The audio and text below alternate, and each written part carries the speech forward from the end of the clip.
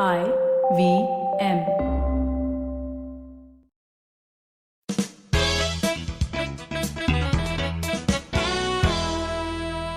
Hello and welcome to Audio Gyan, an Indian podcast for those interested in design, philosophy, and arts. Audio Gyan documents thoughts, ideas, and insights from known and unknown gems of India who have done some remarkable work in their field of interest. Visit audiogyan.com for more Gyan sessions. Today I have Sapna Wagh with us, the founder of Desi Toys. Having worked with big organizations, retail players like Future Group and Shoppers Stop in India for more than 8 years, Sapna Wagh started a unique venture called Desi Toys in the year 2012, which is a specialized retail chain which offers authentic and traditional Indian toys and games. We'll be discussing about her journey and try to understand some basics of toy industry and the process. Thank you, Swapna, for being on the show and giving us your time. Thank you, Kedar, for having me here. We'll first start with understanding why are toys so important in a child's life. Okay, toys are absolutely important in a child's life, according to me, because they foster growth and learning. They aid in the development of a lot of skills, like, language skills, the social skills, the interactive skills, the cognitive skills. So I feel that they also, bring in their imagination alive. So I think that's why it is not just, aid of amusement, but it actually influences a lot of factors of life. A lot of aspects of life. That's why I think toys are absolutely important in the growth of a child. And then what is the is there any cultural significance to toys? Absolutely. In fact, my venture is all about that. Desi Toys, it's about reviving all the traditional Indian toys and games. So here we are talking about just getting the cultural toys and games back for the tech-savvy generation. So I personally feel that if we have to maintain the culture of any ethnic society, you have to pass on the tradition belief to the new generation. And what we are trying here as through Desi Toys is we are trying to pass on these traditions and beliefs and culture through toys and games. If you see today's generation, they're constantly glued to the gadgets. Yeah, absolutely. Or they're playing with toys of Western culture, like the Barbie or the Hot Wheels.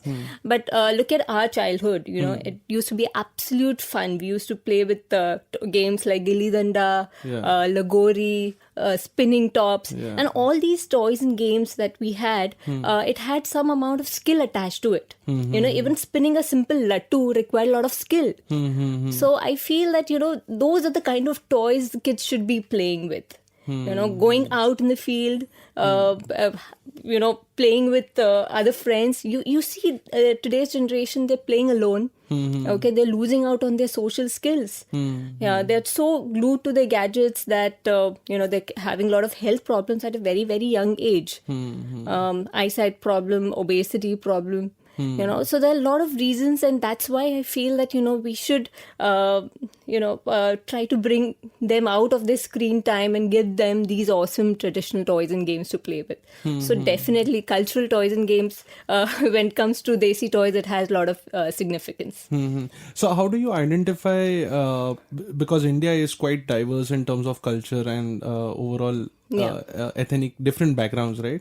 So how do you identify that this particular toy has been or was used by, say, a Rajasthani guy, and that will have a more cultural impact on their children? See, more or less, the kind of toys that we've brought into Desi Toys currently, those are the kind of toys which have been used in most of the parts of the country. Okay. So having that benefit, what we've done is, here what we do is we also reviving different arts, Indian arts. So be it a Warli art, which is quite famous in Maharashtra, or be it a Madhubani art, a Kalamkari art. So every state will have some of the other arts specific to it. Okay. So we've tried to identify the artisans, not only with the toys and games, we've identified those toys and games as well, but then we've also identified these artisans who are able to make these arts. And we've put those arts in our games. Okay. So like we have board games. You will have a Sapsidi in Varli. You'll have it in Madhubani, Kalamkari. And recently we've done a series of mythological series in board games. Wow. So you'll have a Dashavatar Sapsidi. So it will have 10 stories of Vishnu Avatar, and every story will have a moral story to it. You know, so it's a fun way for kids to learn about different values. But at the same time, we bringing them close to our culture in some way. Wow, that's really nice. Yeah. So the idea of this audio again was to understand like what is the process, because in my early stages of my career also I have like few designers and few jewelry type stuff and toy designers had reached out to me, and I was considering that to be one of the professions which I can get into. So but yeah, like I don't know, it just didn't went that direction. But to understand what is the process of designing a toy, I mean, what kind of brief are you giving to the artisans, and how does that work? That is very specific to your brand ideology, I would say, because though we are reviving the traditional toys and games, we are also innovating new games. But what we're doing is every toy that we bring in, we design it around Indian design and Indian theme. You know, that's been our core. So we stick to it. So every toy that we bring in, we ensure that, you know, that it has an Indian design to it. Indian theme to it. Like I said, the board games, we have a mythological theme around it. Okay. So whatever new game that we bring in, we have to do a lot of research. So let's say if it's a mythological theme, we'll have to do research on different stories, right? So we cannot go wrong in there. We have to get in different arts. So different characters have to be made in those arts. So that kind of research has to be done. Okay. So the brief starts with you know, any designer. We start with what is the theme of the brand first. Okay. Okay, once they get that thing right, and then we identify what are the contemporary children needs. You know, what are they playing with? Like lately, it was the fidget spinner, which was very much in demand. Yeah. So we identify that we have an Indian spinner also. Oh, is it? Yeah, Okay. it's just a small wooden part, and there are two strings attached on both the sides. You just have to twist the string, Okay. okay, and pull it apart. It's fun. It's like You know- a two-way yo-yo. Yeah. Yeah. You keep doing, and it's fun. You know, Yeah. earlier people used to use a gold spot cap, put thread inside, and they used to do that. Yeah. Okay, it was a simple toy, but we just thought that, you know, rather than the fidget spinner, which at times, you know, even the doctors say that, you know, too much use of that fidget spinner is not good for kids. So rather use these traditional toys and games. Yeah. So what we do is we identify what is the trending thing in kids also. Okay. And then we bring in those kind of products in the market. So there is also, is there an involvement of a psychological aspect, as in like, do you involve counselors or psychologists who can, who intervene in the process to say that this could go out of the line, or this is... Yes, at times when we have to make age-specific toys, we'll have to consult a psychologist and, you know, the educational people who are good in identify what is good for that kind of, you know, children and that age group of children. But fortunately, apart from the infant toys, most of our toys are ageless toys. Okay. You know, so we really don't have to bother whether, you know, the Gilli Danda is meant for a specific age criteria or not. So, but then yes, if we have to make something for below 3 years, we definitely have to ensure that, you know, there are no small parts, and the kid is, you know, understanding The material also is used. the material like also, safe. the colors also, we use all organic colors. So some element of technicality is also involved in it. We also take the inputs of the artisans. Like let's say we have a lacquer made toy or a rattle. So even if my designer makes a design, you know, the way we want it, after all, it's the artisan who is making it. You know, he makes it in a lathe machine. So he will be the final person who will say, okay, this is doable, this is not doable. Though the design looks good, and though it fits the, you know, Criteria. the criteria of what is good for the child, Yeah. but is it doable? And what's the best way to do it if it's not doable? So we get the inputs from everyone, you know. Yeah. So that's how... Yeah, sorry, like I don't know whether this will be like again going deeper into the question, but other than the like people who decide levels of design, like in game design especially, you have levels, right? So there are certain specialists who understand that after this, the level of difficulty in achieving a particular goal in the next step has to be designed in such a way that the curiosity, the stickiness in the game still remains. So do like if not that complex, then it's fine. But if are there any games that complex? I think what you're trying to say is for the games which has a series, like, you Yeah. have a series 1, 2, 3, or level 1, 2, Yeah, 3. yeah. My kind of products, we don't have any kind of levels Okay. to it. Okay. There's just one toy, one game, and either it would be played by a single person or with more than 2 players. So we really don't have any levels to it. So the kind of complexity that you're talking about, we really don't work too much on that. Yeah, yeah. But as I said that we try to see what is the trend. If we see that there are children who want a particular kind of toy which that entices them, then probably we get that kind of a toy. We will see that what fits into our theme also, and we get that toy. Like I explained you about the fidget spinner. Yeah, So interesting. or even the Beyblade. In between there was a craze for Beyblade. Correct. Now that we say that's the Indian top. It's a version of the Indian top. So even we have a wind up top, yes. and which is much better and which requires some amount of Yeah, skill. Not the Lattu, Yeah. but a wind up top, which is Yeah. similar to the Beyblade. Which is thrown like this. You just have to pull the string, Okay. and it will start rotating. Oh, is it? Acha. Similar to a Beyblade. So we also see what is the trending thing, and then we also try to ensure that they also get hooked on to our Indian traditional toys and games. Yeah, very nice.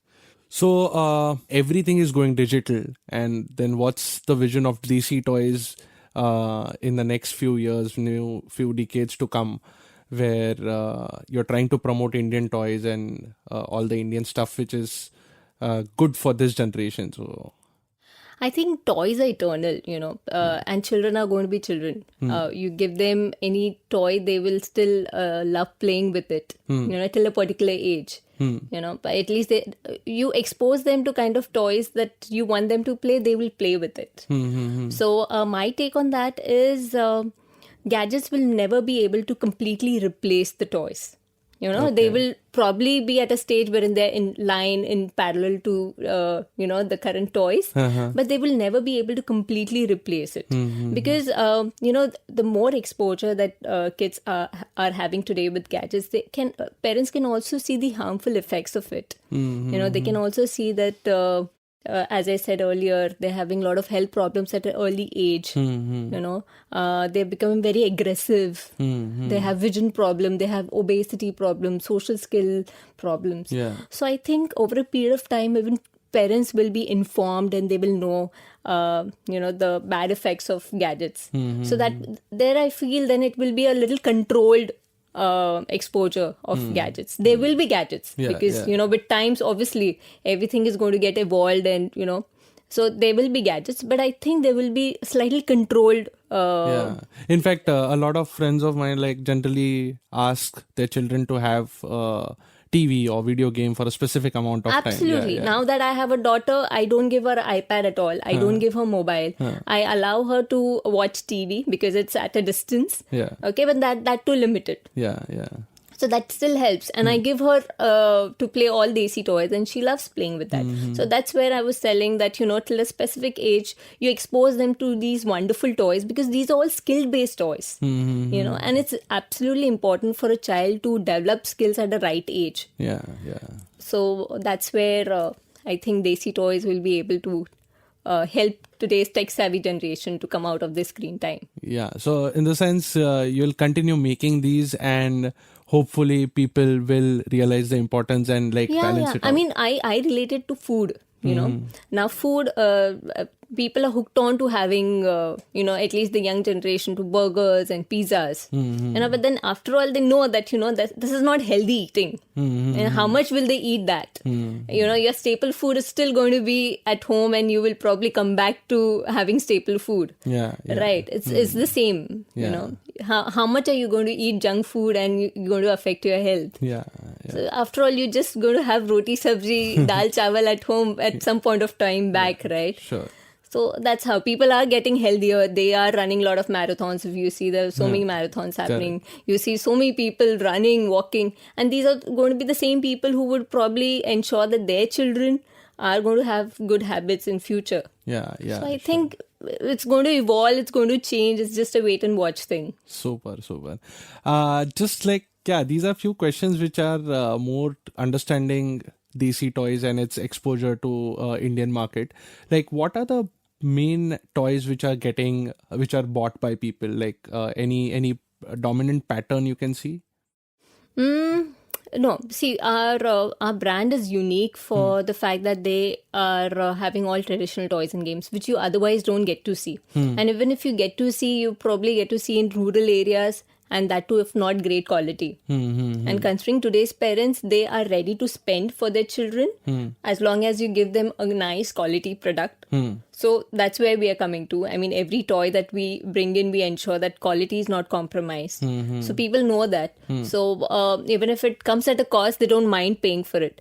So the top moving products for us is a spinning top, the lattu that we say. Then the steamboat. That used to be a typical Mela wala toy. Yeah. But then that's again one of our hot selling items, not just in our store but also online. Then we also see a trend for a lot of role play toys, like we have these kitchen sets. Okay. And Bhatukli. So we have a wooden one. We even have a brass miniature toy set. So it has all these old utensils which probably children will not get to see even now. Like we have a vidi, which is a cutter. And we have a khalbatta, which is probably replaced by a mixer now.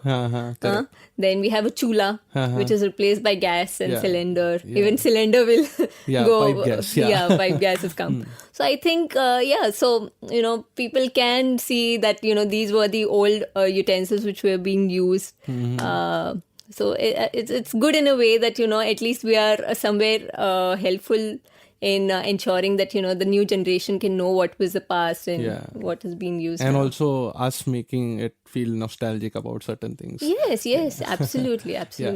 And any particular pattern in terms of distribution in India, or is it predominantly Bombay, online or offline, whatever, like wherever you have stores? Currently we have a store in Thane. Then we have stores at the airports also.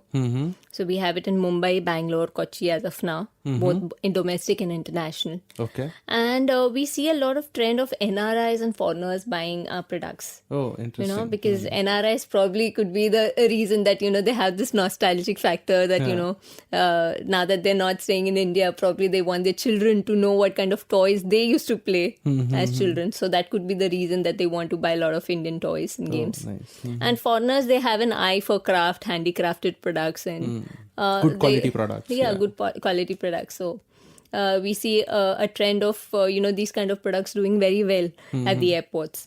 And online is catching up. And toys is a category wherein unlike apparels wherein you want to wear and try it out, toys is something that you can you like something, it's an impulse buy probably, and then you can immediately buy.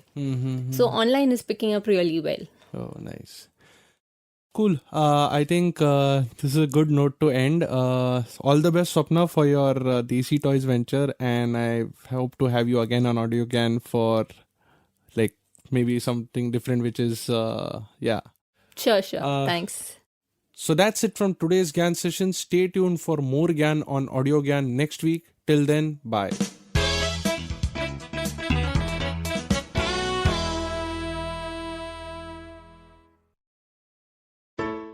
Hello! It's been a great week on the IVM Podcast Network.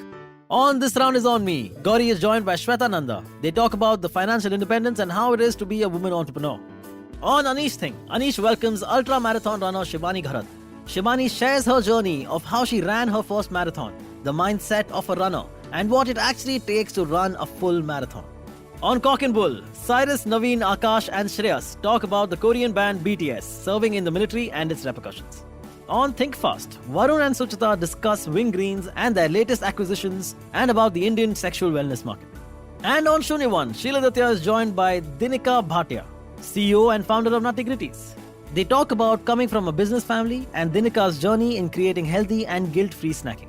Once again, don't forget to visit our merch store on ivmpodcast.com. We have some exciting new merch out there for you. Also, do follow us on social media. We are IVM Podcasts on Twitter, Facebook, Instagram, and LinkedIn. And do remember to spread the word about these shows and any other shows you might be listening to. Appreciate them, rate them, and review them wherever you are listening to them. You can also check out all our other shows on youtube.com/IVM Podcasts. And finally, we would like to thank our sponsors this week. Volvo XC40 Recharge, Bumble, Heads Up for Tails, Kotak Privy League Program, and HDFC Mutual Fund. Thanks guys, without you this would not be possible. Do you often find yourself surrounded by conversations about Web3, blockchain, NFTs, DAOs? What are these terms and how do they affect our future on the internet? So many questions, but don't worry, we've got answers to all your questions. Hi, I'm Eklavya Bhattacharya, and on our show Future Proofing, we try to decode the impact of these future technologies on various industries with experts and tech enthusiasts. Tune into new episodes coming out every Thursday on the IVM Podcast app and the website, or wherever you get your podcasts from.